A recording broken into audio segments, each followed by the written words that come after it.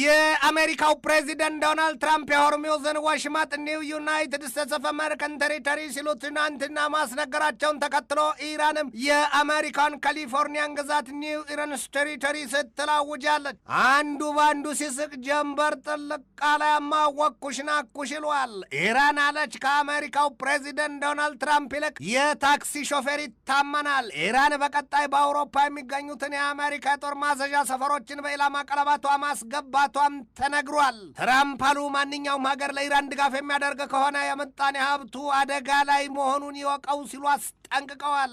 አሜሪካ አለችም ኢራን ከ3.4 ቢሊዮን ዶላር በላይ ግምት ያለው የአእምሮ የፈጠራ ውጤት ሰርቃናለችና ትጠቅልይ ስትል ከሳለች። ሌባ ላመሉ ዳቦ ይልሳል ይሏል፣ አሊያም ስሙን ለሰው አወረሰው። ኢራን አለች በበኩሏ ለአሜሪካ ድጋፋቸውን የሚሰጡ የባህረ ሰላጤው ሀገራት ወዮላቸው፣ ወዲህም ትራምፕ በጋዛ ሰርጥ የተኩስ አቁም ስምምነት ሲሉ የባጁለት ሁሉም ነገር መና ሊቀርባቸው እንደሆነ ተገልጧል። ይህንኑ ርዕሰ ጉዳይ በዓለም አቀፉ ትንታኔ ዘገባችንም መርጠን ተመልክተነዋል። ከትንታኔ ዘገባው ጋር ትዕግስቱ በቀለ ነኝ። የአሜሪካው ፕሬዚደንት ዶናልድ ትራምፕ በኢራን ላይ የምጣኔ ሀብት አሊያም የኢኮኖሚ ጦርነት ማወጃቸው ተሰምቷል። ትራምፕ አሉ በኢራን ላይ ሌላኛውን አይነት ጦርነት ባወጁበት ንግግራቸው no one has given the Islamic Republic of Iran a greater opportunity to make a deal than me አሉ። አርፋችሁ ተቀመጡ፣ ለአገባችሁም አትግቡ፣ ከኔ በላይ ለኢራን በሰላም ድርድር ጉዳይ ያረገደ የለም ነው ያሉት ቃል በቃል። teህራን ግን ያንን ያቀረቡላትን የሰላምና የድርድር ሀሳብ መቀበል አልቻለችም ነው ያሉት። ለአህያ ማራይ ጥማት የሚሉትን ያስታውሷል። አሊያም የአህያ ስጋ አልጋ ሲሉት መሬት ሲሉት አልጋ ይሉትን ያስታውሷል። አፍንጫዋ ነው ብዬ በአይኑ አጎረስኳት ይሉትን ቢቸግር ነው እንጂ ሁለቱስ መች መጉረሻ ነበር። ሰውየው ይሉኝ ታቢሉ ትዝብት አልፈጠረባቸውም ይሏቸዋል። የአሜሪካው ፕሬዚደንት ዶናልድ ትራምፕ አመሻሹን በሰጡት ዝርዝሩ ማብራሪያቸው ይህንን አሉ። ዛሬ እኔ ልብ በሉ በየትኛውም ሀገር ላይ ከዚህ ቀደም ተጥሎም ታደርጎም የማያውቅ የምጣኔ ሀብትን የሚያዳሽቅም የሚያላሽቅም ዘመቻ በኢራን ላይ አውጃለሁ ሲሉ ኮስተር ብለዋል። therefore today I am announcing the most crushing economic operation ever taken against any country ነው ያሉት። የቃል በቃል የአዋጅ ነጋሪት ቃላቸው አክለውም ይህንን አሉ። ይሄ እንግዲህ በኢራን ላይ ያልተጠበቀ የምጣኔ ሀብት ጦርነት አዋጅ ነው ሲሉ ባልተለመደ ሁኔታ ፊታቸውን ቅጭም አድርገዋል። ትራምፕ ይህንንም ማስከተሉ ደግሞ ማንኛውም ሀገር ከኢራን ጋር የንግድ ግንኙነት ቢኖረው የአየር መንገድ ቢሉ የመንግስት ሀብት ከኢራን ጋር ምንም አይነት ግንኙነት ቢኖረው ያ ሀገር ወዮለት፣ ራሱም ቢሆን ከኢራን ተነጥሎ የሚታይ አይደለምና በምጣኔ ሀብቱ ላይ በገዛ ራሱ መፍረዱን ይወቀው ሲሉ ነው ያስጠነቀቁት። እባብ ግደል ከነበትሩ ገደል ይሏል። ይሄ ደግሞ አሉ ትራምፕ ከኢራን ጋር የምጣኔ ሀብት የንግድና ሌሎች መሰል ግንኙነት ላላቸው ቻይናን አጠቃሎ ጉዳዩ ይመለከታቸዋል፣ ይጠንቀቁ ሲሉ በግልጥ ተናግረዋል። ትራምፕ ነገሩን የበለጠ ግልጥ ላድርግላችሁ ሲሉም ነዳይ ዘይት ማዘዋወርና ገንዘብ መመንዘር፣ ያም ሲባል በሌላ ወገንም ገንዘብ መቀበልም ይሆን የመርከቦች እንቅስቃሴ ዋና ዋናዎቹ የተከለከሉ መሆናቸው ሊታወቅ ይገባል ብለዋል። የአሜሪካው ፕሬዚደንት ዶናልድ ትራምፕ በማጠቃለያ መልእክታቸውም ሁሉም ነገር አሁኑኑ መቆም አለበት፣ ኢራን ከዚህ በኋላ ማን እንደሆነች ታውቀዋለች፣ ልታውቀውም ይገባል ነው ያሉት። ትራምፕ ዞር አሉና አጋር አባሮቻቸውን አሊያም የቅርብ ወዳጆቻቸው የሚባሉትን ከጎናቸው ያሉ ይመስል አይኖቻቸውን ግራና ቀኝ እያንከባለሉ ይህንን አሉ። እናንተ ሀገር የአሜሪካ ወዳጅ አጋር አባሮች ኢራንን ከሌላው ዓለም ለመነጠልና ለማዳከም ወዲያም የኢራንን ስጋትነት ለማስወገድና ኢራንን ለማሸነፍ ባሰላነው ቀመር አብራችሁን ቁሙ ሲሉ ትዕዛዝ መሰል ማሳሰቢያ አስተላልፈዋል። ቻይናን ጨምሮ ህንድና ሌሎች ሀገራት በልባቸው ምን እንዳሉ ይህንን ዘገባ እስካጠናቀርሁበት ጊዜ የታየም የተሰማም ነገር የለም። ትናንት በተሰማ ዜና ደግሞ የተባበሩት አረብ ኤምሬት ከኢራን ጋር ያላትን የንግድ ግንኙነት ጨርሶ ማቋረጧ ሲነገር ኢራን ለአሜሪካ እገዛ የሚያደርጉ የባህረ ሰላጤውን ሀገራት በጽኑ ማስጠንቀቋን የተገለጠው ትናንት ከኢራን ጋር የንግድ ግንኙነቷን ማቋረጧ የተሰማባት የተባበሩት አረብ ኤምሬት ከዚህ ቀደም ትልቅ የሚባል የንግድ ግንኙነት ያላት ሀገር መሆኗ ይታወቃል ከኢራን ጋር። ኢራን በበኩሏ የተባበሩት አረብ ኤምሬት የወሰደችው እርምጃ ከባድ እንደሆነና ነገሮች ወደ ከፋ ዘቅት እየወረዱ መሆናቸውን እያሳየች በጦር ኃይሏ አዛዥ አሊ አብዶላሂ በኩል ከዚህ በኋላ የትኛውም የባህረ ሰላጤው ቀጠና ሀገር ለአሜሪካ የጦር ማዘዣ ሰፈር የፈቀደ በቃ የምንታገስበትም የምናሳልፈበትም ጊዜ አልቋልና በቀጥታ እርምጃ እንወስዳለን ሲሉ አስጠንቅቀዋል። አሜሪካ በኢራን ላይ ሌላ ክስ መስርታለችም።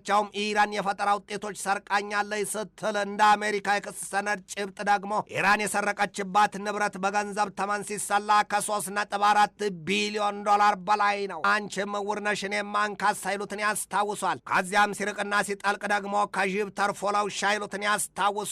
ከአሜሪካ የስርቆት ወንጀል የፈጸመው ደግሞ የኢራኑ ማብናት ተቋም ነው። በአሜሪካና በኢራን መካከል ካለው የተካረረ ውጥረት አንጻር ከዚያ መሰል ጦርነትስ በላይ ምን ሊመጣ ነው? ክስ የጎበዝ ፈሪ ምንሽር ይዞ ድንጋይ ወርዋሪ ይሏል። ግዙፍ ጦርነትን እየተዋጉ ለመቀነስ ስርቆት ፍርድ ቤት ከቶስ በየትኛው የህግ አንቀጽ ይጠየቃል? በየትኛውስ ዳኛ? ትራምፕ እንደሆነ ከትናንት በስቲያ የዓለም አቀፉን የወንጀለኞች ችሎት ፕሬዚደንት ቶሞካ ካኔን ቢሉ ሌላውን ከፍተኛ ሹም ማዕቀብ ጥላባቸዋለች። የዓለም አቀፉን የወንጀለኞች ፍርድ ቤት አቃቤ ህጉን ካሪም ካህነንም ቢሆን ስማቸው ቢታጠብ እንዳይጸዳ ሆኖ ጎድፏልና ትራምፕ ያቀረቡት ክስ ውንጀላ ወይስ ሌላ ጠያቂም ተጠያቂም የሌለበት ይግባኝ የሌለው ፍርድ ይሏል። ኢራን በበኩሏ አሜሪካን እየተከታተለቻት ሰቋን ያነቀቻት ነው የምትመስለው ይሏታል። የአሜሪካው ፕሬዚደንት ዶናልድ ትራምፕ በኢራን ላይ ሌላና ተጨማሪ የትኛውም አይነት ጥቃት የምትከፍት ከሆነ ኢራን በአውሮፓ የትኛውም ሀገር የሚገኙትን የአሜሪካ የጦር ማዘዣ ሰፈሮች ለመምታት ነገሩን እያብላላችሁ መሆኑ ተሰምቷል። ለኢራን መንግስት ቅርበት ያላቸው ምንጮች እንደገለጡት ኢራን በደቡብ ምስራቅ አውሮፓ ቀጠና ያሉትን ሀገራትና ቆጵሮስን ጨምሮ ልታነድላቸው ከኢላማ ቀለበቷ ውስጥ ማስገባቷን የገለጡት። ከእነዚያ መሰሎቹ ሀገራት ደግሞ ቡልጋሪያ በግንባር የተጠቀሰች ሀገር ናት። አሜሪካ በቡልጋሪያ የሚገኘው የቤዝመረን የአየር ማዘዣ ሰፈርን ትጠቀማለችና በቀጥታ ኢራን ያንን ስፍራ ዶግ አመድ ልታደርገው አነጣጥራበታለች ነው የተባለው። በእንግሊዝም የአክሮቴሪ የአየር ማዘዣ ሰፈር ባለፈው መጋቢት ወር በሰው አልባ የጦር አውሮፕላን አሊያም በድሮን ጥቃት መመታቱ ይታወቃል። የኢራን ኃይሎች ከዚያም ውጭ በፋርስ ባህር የሆርሙዝ ወሽመጥ ከውሃው ጥልቅ ስፍራ የተዘረጉ ስብስብ የኢንተርኔትና የሌሎች መገናኛ አውታር ገመዶችን በጣጥሰው ደብዛቸውን ለማጥፋት መዛታቸውና መዘጋጀታቸውን ማስታወቃቸው አይዘነጋም። አሜሪካና ኢራን በገቡበት ጦርነት 2 ጊዜ የተኩስ አቁም አዋጅ ማስነገራቸው ይታወሳል። ያውም አንደኛው በሚያዝያ ሁለተኛው ደግሞ በሰኔ መሆኑን ልብ ይሏል። ይሁንና ግን ሁለቱም ሀገራት አይናቸውን አያምኑትምና ተመልሰው ወደ ጦርነቱ መግባታቸውም ይታወቃል። እውን አሁን ትራምፕ በኢራን ላይ ያወጁት የምጣኔ ሀብት ጦርነት ሙሉ በሙሉ ተፈጻሚ ይሆን? ሌላው ቀርቶ አሜሪካ በቻይናና በኢራን መካከል ያለውን የንግድ ግንኙነት ማቋረጥ ትችላለች ተብሎ አይታሰብም። ቻይና ከኢራን ላይ ከ80 በመቶ በላይ የነዳጅ ዘይት ሀብቷን የምትገዛት ሀገር ናት። ዛሬ በተሰማ ሌላ ዜና ደግሞ አሜሪካ በዚያው በሆርሙዝ የውሃ ወሽመጥ የነዳጅ ዘይት የምታጓጉዝበት ምስጢራዊ መስመር መዘርጋቷ ተገልጧል። ዘገባውን ያሰራጨው አግዚዮስ ሲሆን 2 የአሜሪካን ባለስልጣናትን በዋቢነት ጠርቶበታል። በዚያ አሁን አሜሪካ በሚስጥር ከፍተዋለች በተባለው ሌላ የመርከቦች መተላለፊያ መስመር በቀን ከ15 እስከ 20 ነዳጅ ጫኝ መርከቦች ይጓጓዙበታል፣ እያቋረጡ ያልፋሉን የተባለው አሜሪካ አዲስ ከፍተዋለች በተባለው ምስጢራዊው የሆርሙዝ ወሽመጥ መስመር በየዕለቱ 10 ሚሊዮን በርሜል ነዳጅ ዘይት ይወጣልም ሲል ዘገባው ያብራራል። ያ ማለት ደግሞ በሆርሙዝ የውሃ ወሽመጥ ጦርነቱ ከመጀመሩ በፊት ሲተላለፍ ከነበረው የነዳጅ ዘይት መጠን ግማሽ ያህል መሆኑ ነው። በኢራንና በአሜሪካ መካከል መተማመን የሚባል ነገር የለም ነው የሚባለው። የሚታመን ዜና መስማትም አስቸጋሪ መሆኑ ይነገራል። ይህ ሁለቱ ሀገራት ሹማምንት ክፉኛ ይተማማሉ፣ በአደባባይ የሚወራረፋሉ፣ ይዛዛታሉ ይሏቸዋል። በኢራን አብዮታዊ ዘብ ኃይሉ ከፍተኛ አዛዡ ብሪጌዲየር ጀነራል መሐመድ ረዛ ናቅዲ ያሉት ትናንት ምሽቱን እኔ ከትራምፕ ይልቅ የትኛውንም የታክሲ ሾፌር አምናለሁ ብለዋል። እኒያ ከኢራን አብዮታዊ ዘብ ኃይሉ ባለ ከፍተኛ ወታደራዊ ማዕረጉ ጀነራል መኮንን መሐመድ ረዛ ናቅዲ ትራምፕን ሲገልጧቸው ሾርት ሳይትዳን ቻይልድሽ ነው ያሏቸው። በጥቅልም የህፃን ልጅ ባህሪ ያለው ሲሉ ክፉኛ ወርፈዋቸዋል። ትራምፕን እምነት የማይጣልባቸው ሲሉ ደግመውና ደጋግመው አብጠልጥለዋቸዋል። ናቅዲ በማብራሪያቸው ማሰሪያም አሉ እኔ ትራምፕን ከማምን የታክሲ አሽከርካሪን የበለጠ አምናለሁ ነው ያሉት። በኢራን አብዮታዊ ዘብ ኃይል ከፍተኛ አዛዡና አማካሪው ብሪጌዲየር ጀነራል መሐመድ ረዛ ናቅዲ ትራምፕ በመላው ዓለም ፊት እየወጡ የሚናገሩት ውሸትና ተፈጻሚነት የሌለው ቃል መግባት አሜሪካን በድፍን ዓለም እንዳትታመንም ደካማ እንድትሆንም አድርጓታል ሲሉ ስቀዋል። ሰሞኑን የአሜሪካው ፕሬዚደንት ዶናልድ ትራምፕ የሆርሙዝን የውሃ ወሽመጥ የአሜሪካ ግዛት ነው ሲሉ በአዋጅ እንደሚያስነግሩ ማስታወቃቸውና መዛታቸው፣ ትናንትናም ደግሞ ፕሬዚደንቱ የሆርሙዝን ወሽመጥ የአሜሪካ ግዛትነት የሚያሳይ ምስል መልቀቃቸው ይታወቃል። ኢራን ኢራንም ከስህተት አስተምርሃለሁ ከቶም መልስሃለሁ ስትል መዛቷና ማስጠንቀቋም አይዘነጋም። ኢራን መለስ አድርጋም በትናንትናው ምሽቱ መግለጫዋ የካሊፎርኒያን ግዛት አዲሱ የኢራን ግዛት ብለዋለች ነው የተባለው። ኒው ቴሪቶሪ ልክ ትራምፕ ባሉበትና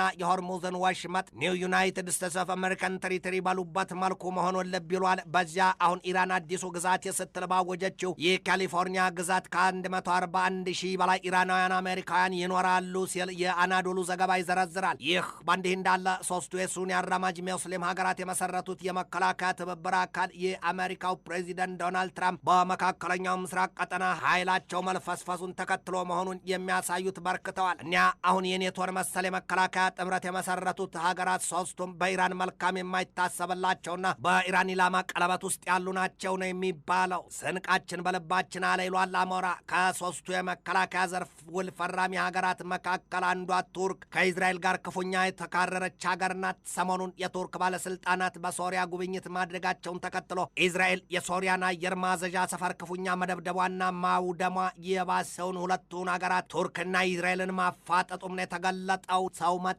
ነገር መጣ ይሉትን ያስታውሷል። ትንታኔ ዘገባውን ስናዘጋጅ በዋቢነት አሶሺየትድ ፕሬስን፣ ኒውስ ኮስሞስን፣ ኒው አረብን፣ አዣንስ ፍራንስ ፕሬስን፣ ኪቭ ፖስትን፣ ፋይናንሻል ታይምስን፣ ኢንተርናሽናልን፣ ኢንዲያ ቱዴይን፣ ሂንዱስታን ታይምስን፣ ጋልፍ ኒውስን፣ ፎክስ ኒውስን፣ ኢንዲፔንደንትን፣ ሎንግ ዋር ጀርኒን፣ ዋሽንግተን ፖስትና ጄሩዛሌም ፖስትን ተጠቅመናል።